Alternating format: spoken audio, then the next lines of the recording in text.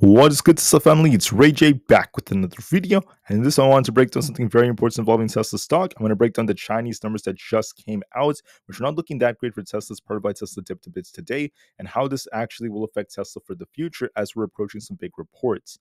But before I break things down, most information, before I talk about some very important Chinese sales data, let me just mention a couple of things. Firstly, I am not a financial planner. Take nothing I say as financial advice. And also, if you guys can, please check out the Weeble link, which is down below and in the description. If you sign up for Weeble, deposit $500, you're guaranteed 20 free stocks, and this offer ends in just about 3 days from now. So for Tesla, we had a very, very interesting amount of price action today. We saw a little bit of a dip all the way down to this 183 area because of the fact that the Chinese numbers were not so great. Only to see Tesla rebound a bit with the market hitting 185 as our resistance near our 20 EMA on the 30 minutes time frame. And Tesla is still kind of stuck for now. So it's now just kind of like shuffling in this range. But the question is, what's going to go on moving forward? So I just wanted to say that right here, you guys could see that the Chinese registrations have been down about 9%, at least relative to what we saw before. And now the question is what's going to happen for the remainder of the next couple of weeks. So I'm seeing headlines about this all over mainstream news, but let's break down these numbers. So we saw about 11,700 new vehicle registrations in June's second week. This is actually not the best of news because of the fact that that's a 2.5% decrease relative to 12,000 units registered for the first week of June. And also, we saw this being about a 5% decrease year over year. So not the best of news for them. However, Q1 wasn't as strong for Tesla, so relative to the previous quarter, this is actually a bit of an increase. But then compared to what we saw in Q4 of 2023, this is also a decrease. So just to make this very, very simple, basically, compared to what we saw last week, the numbers are not too good. Year over year, the numbers are not too good.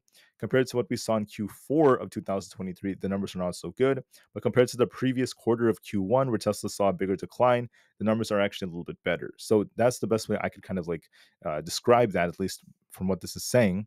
So when we look at these charts right here, you guys can see right here, we actually have a very, very interesting looking amount of sales. So Tesla's overall insurance data was showing a big, nice little increase right here, at least during different periods of the year. And you could see how we tend to decrease during week 12 of the year quite a bit. And we do technically see some kind of dips sometimes. I actually saw some instances where we got these dips, at least during the 11th week. So it's not really uncommon for us to see a little decrease right here in the middle of June. But as we approach the end of June, we need to see a big increase in sales for the numbers to get a lot better.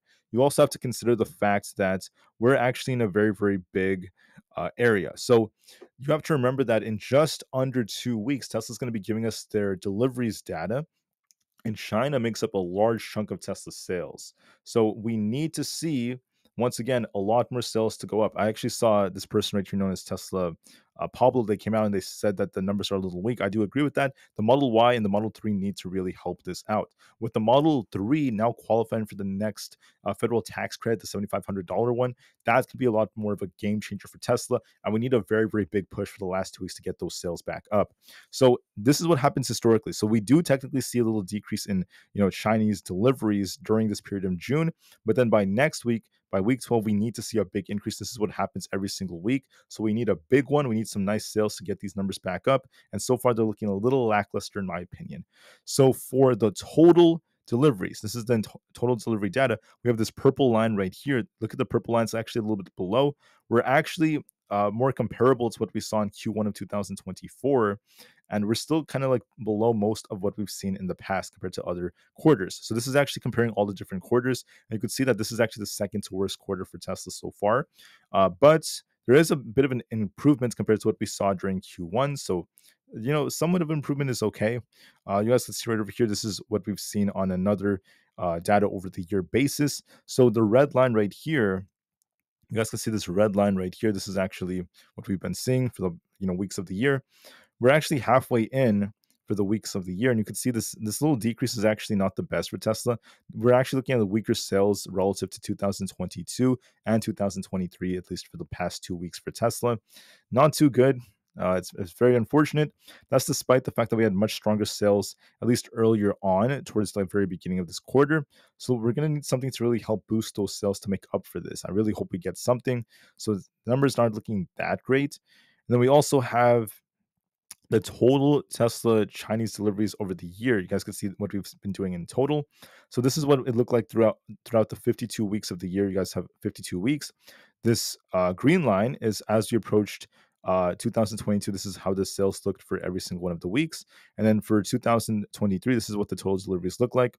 So we're still doing a lot better than that of 2022 at least, but for compared to 2023, we're still below what we saw before. So I want to see this actually increase a lot. I want to start breaking these records for this to be a lot better. I personally believe that Tesla is going to be making a very, very big comeback. I think that Tesla is going to be seeing a very, very nice increase in sales and such. But the issue is for the short term, with the current environment, with these high interest rates and such, it is still hurting Tesla. Tesla is very interest rate sensitive. So to really get this to surge, to really see Tesla's sales increase, Tesla has to implement a lot of strategies and be very, very patient. This could be part of the reason why Elon Musk is trying so hard to develop AI, the robotaxi. He's putting a lot more emphasis on this during earnings because he doesn't want us to focus as much on their sales, which aren't as great, and he wants us all to focus a lot more on the future, AI and such. So that could still give Tesla stock a big edge if Musk continues to say very, very bold things about how he's working on another master plan. The Optimus bot is going to give Tesla a $25 trillion valuation. He's going to make claims about the robotaxi and new models. That is actually still bullish for Tesla despite news like this. So long term, I'm still a big Tesla bull, but for the short term, I'm growing a little apprehensive considering the fact that their sales are not looking the strongest, but it's no surprise considering the industry environment that we're in and other factors like that. For now, let's just focus on the chart, what's happening to Tesla. It's trying to make a little comeback after getting a bit of a dip thanks to these Chinese sales, but we're actually holding up very well compared to other periods because there were periods where Tesla dropped 4 or 5, 6% off Chinese data, not looking that strong. The Chinese data wasn't that strong today. Instead of dropping 4%, 3%, we're only down 1% right now as Tesla's trying to rebound. So watch resistance around 185, and we also have resistance around 188. We have support at 183.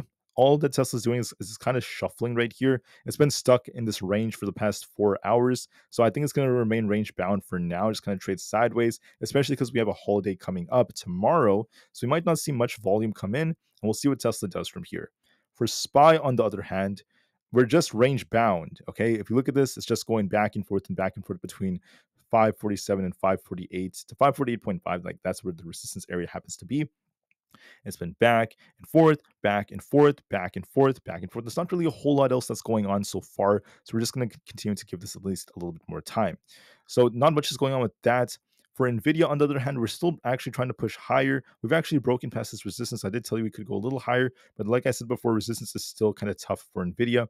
We went up a couple of points. Now we're just continuing to shuffle once again. So our resistance is actually right here to a new all-time high at 136. If we do end up projecting off, then watch 134.5 as critical support alongside 135. Overall, Nvidia is still trading. It still has some tough resistance, but it's still at the same time trying to uptrend. So yes, I mean, there's still strength in Nvidia, but resistance is getting tougher. So just be careful with it. I would still say that, especially considering the fact that we are developing a bearish divergence on the charts and the fact that it was stuck within some ranges for quite some time. So for Nvidia, I think it's going to continue to shuffle for a bit in this area between 135 and 136. Could we get a rejection soon as possible? We're not ready yet, so we have to give it a bit more time. Bitcoin is also trying to rebound a bit. We got to try to break 65,000. If we break this, look for 65,300. We're still trying to base at 64,000, which isn't bad. So we'll see if we could try to get a little rebound. I'm seeing some potential for that. For the QQQ, we have resistance currently around 485. We have support currently at 483.75. If we lose this support, we'll be dipping it down even lower towards 482.5. As of right now, we're just shuffling, just like SPY, just going back and forth, but there is a risk of this dipping a little bit lower, so we'll just have to see how things go. For Aapl pumped all the way up to about 220, only to reject. And we have support currently at 212.5. We have resistance at 214. If we end up losing support right here, we'll be dipping even lower towards 210. So I'm seeing some weakness on Aapl forming a double top, but we need to see confirmation for break below 212.5 to really start dropping. We haven't really done that yet.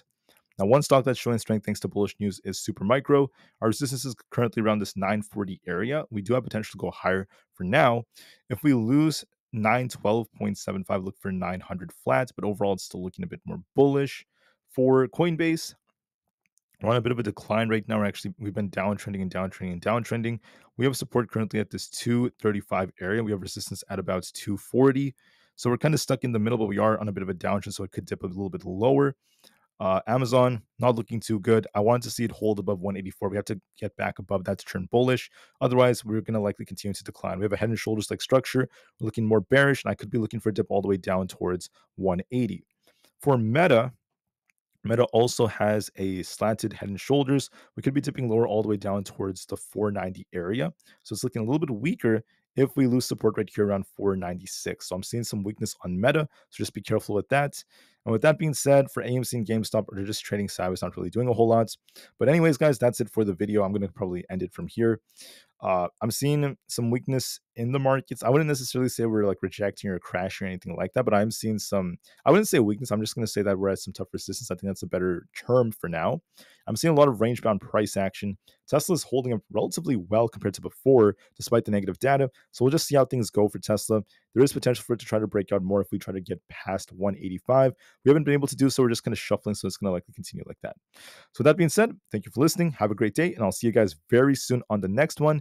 If you like the video, please leave a like, and I'll see you guys soon in just a few hours. Thanks again, and peace out.